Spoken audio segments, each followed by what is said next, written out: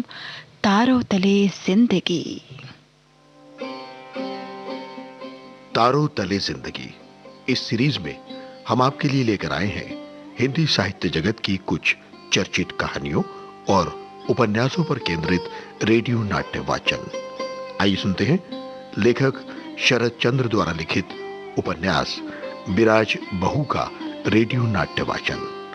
निर्देशन और प्रस्तुति काजल सूरी की है। वाचन स्वर डॉक्टर ऋतु राजपूत का। सूत्रधार श्वेत सियार खान। आइए सुनते हैं कड़ी 11। अब तक आपने सुना, बंटवारा होने के 2-4 दिन बाद ही छोटे भाई पीतांबर ने मकान के बीच से चटाई और बांसों की टट्टी लगाकर अपने हिस्से को अलग कर लिया था। दक्षिण की तरफ दरवाजा फोड़कर उसके सामने एक छोटा सा बैठक खाना बनाकर तथा अपने हिस्से को सजाकर वो बड़े आराम से रह रहा था। और अब आगे। बिराज ने समझ लिया कि छोटी बहू रो रही है।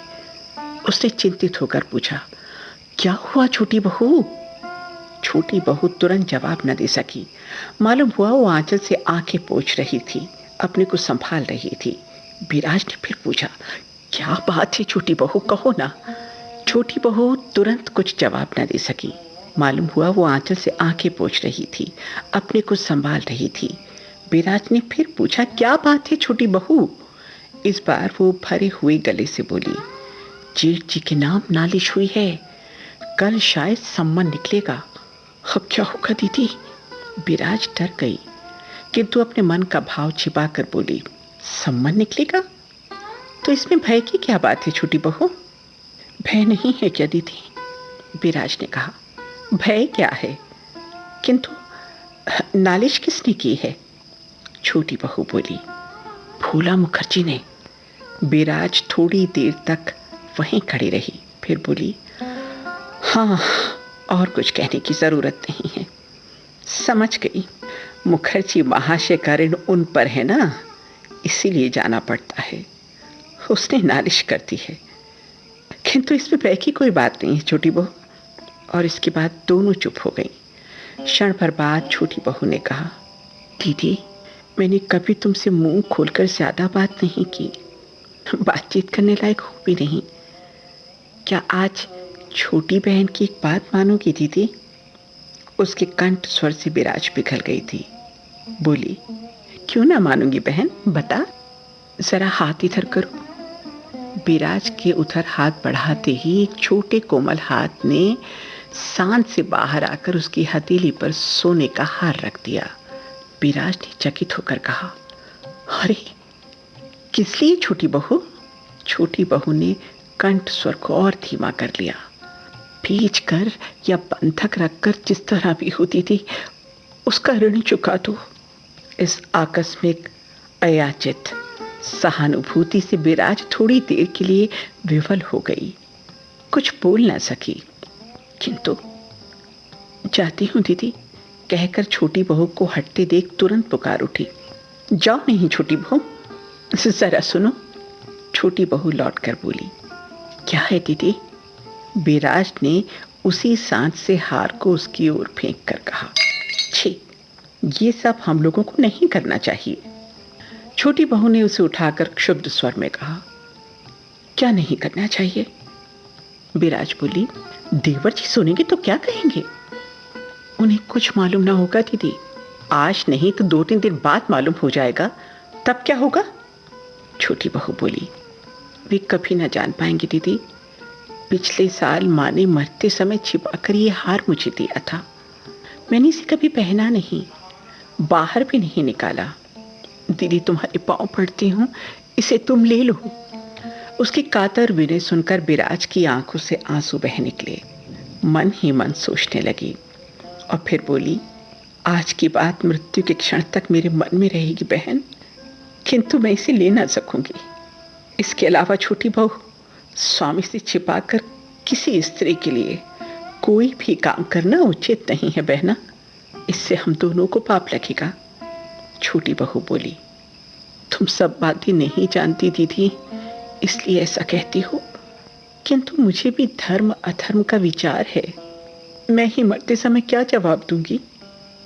विराज ने फिर एक बार आंखें पूछी, अपने को संयत करते हुए बोली, मैंने सबको पहचाना था छोटी बहू, एक तुम्हें ही आज तक नहीं पहचान पाई थी, किंतु तुम्हें मरते समय कोई जवाब ना देना पड़ेगा मेरी बहन। वो जवाब इस बीच तुम्हारे अंतर्यामी ने स्वयं ही लिख लिया है। जाओ, अब जाओ, रात बहुत हो गई है, जाकर सो रहो बहन। कहकर जवाब का मौका दिए बिना विराज तेजी से हट गई, किंतु वो कमरे में नहीं जा सकी। अंधेरे में बरामदे की एक छोर पर आकर आंचल फैलाकर उसी पर लेट रही। नालिश मुकद्दमे की बात भूल गई, किंतु उस छोटी बहू की करुणा भरी बातें याद करके उसकी आंखों से आंसू बहते चले गए। आज सबसे ज्यादा दुख उसे इस बात का होने लगा कि इतने दिन उसके पास रहकर भी वो उसे पहचान नहीं सकी थी, और उसने पहचानने की कोशिश भी नहीं की थी। पीठ पीछे उसकी निंदा न करने पर भी उसके लिए अच्छी बात नहीं की, प्रशंसा नहीं की। बिजली का आलोक जिस प्रकार एक क्षण में अंधकार को चीर फेंकता है, उसी प्रकार आज छोटी बहू उसके हृदय के अंतरतम भाग तक चीर कर प्रवेश कर गई थी। सोचते सोचते, रोते रोते न जाने कब वो सो गई। एकाएक किसी का हाथ लगने से हड़बड़ा कर उठ बैठी और देखा नीलांबर आकर उसके सिरहाने बैठा हुआ है। नीलांबर ने संक्षेप में कहा, कमरे में चलो, रात खत्म हो चली है। विराट बिना कुछ कहे स्वामी का सहारा लेकर चुपचाप कमरे में आ निर्जीव की भांति सो रही। 1 साल बीत गया। इस साल 2 आना फसल भी नहीं हुई। जिस जमीन से प्राय साल भर का भरण पोषण हो जाता था, उसका अधिकांश भाग तो उस मोहल्ले के मुखर्जी महाशय ने खरीद लिया है। घर तक बंधक हो गया, और ये भी मालूम हो गया है कि छोटे भाई पीतांबर ने ही उसे गुप्त रूप से अपने नाम लिखवा लिया है। हल में जोतने का एक बैल मर गया, तालाब प्रखर धूप से फट गया है। विराज को किसी और कूल किनारा दिखाई नहीं पड़ रहा था। किसी अंग को बहुत दिनों तक बांध रखने से एक असह्य किंतु अव्यक्त मंद यातना से जैसे सारी देह सुन्न पड़ जाती है। अब सारे संसार से उसका वैसा ही संबंध हो गया था। पहले वो कभी कभी हंस लेती थी, बोल लेती थी, कोई बात निकालकर मजाक भी कर लिया करती थी, किंतु अब घर में कोई आदमी नहीं था जिससे बात करे।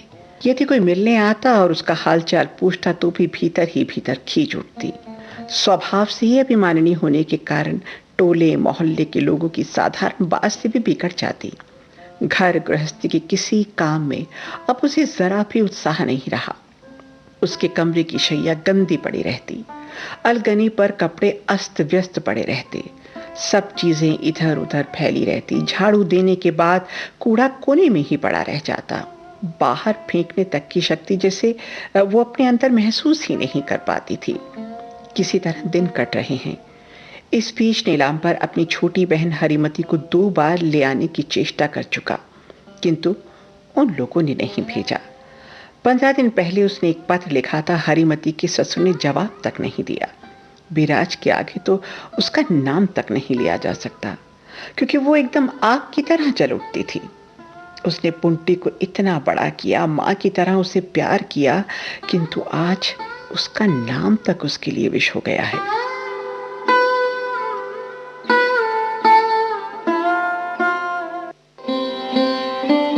तारों तले जिंदगी इस सीरीज में अभी आप सुन रहे थे लेखक शरद चंद्र द्वारा लिखित उपन्यास विराज बहू का रेडियो नाट्य वाचन।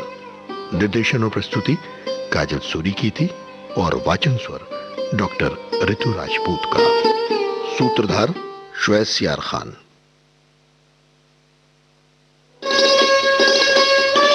आप सुन रहे हैं देश की सुरीली धड़कन विविध भारती, और ये है गोल्डन आवर्स।